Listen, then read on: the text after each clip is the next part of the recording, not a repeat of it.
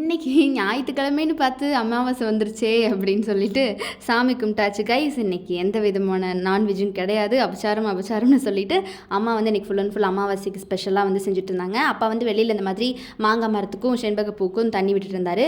உள்ளே போய் என்ன தான் பண்ணுறாங்கன்னு பார்த்தா அம்மா இந்த மாதிரி கேரட் பீன்ஸ் பொரியல் பண்ணி வச்சுருந்தாங்க சைடிஷ்க்கு. அதுக்கப்புறம் இன்றைக்கி குழம்பு வைக்கல, இந்த மாதிரி புதினால சட்னி பண்ணியிருந்தாங்க. அதுக்கப்புறமா ரசம் ஒரு பக்கம் வந்து அடுப்பில் இருந்துச்சு. ரசம் நல்லா இருக்குல்ல, பார்க்குறக்கு வாசனையாக இருந்துச்சு அடுப்பில். அப்புறம் ஒரு பக்கமாக இந்த மாதிரி பருப்பு வடை சுட்டுட்டு இருந்தாங்க. ஸோ பருப்பு வடை கமன்னு வாசம் சூப்பராக இருந்துச்சு கைஸ். இது டேஸ்ட்டும் பக்காவாக செஞ்சுருந்தாங்க அம்மா, நல்லா இருந்துச்சு. ஸோ இன்றைக்கி லஞ்ச் இதெல்லாம் தான்.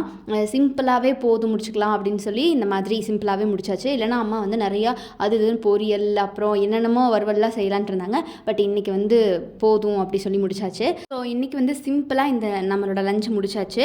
ஆனால் எஸ்பெஷலாக எனக்கு அந்த பருப்பு வடை தான் செம்ம டேஸ்டியாக ரொம்ப பிடிச்சிது.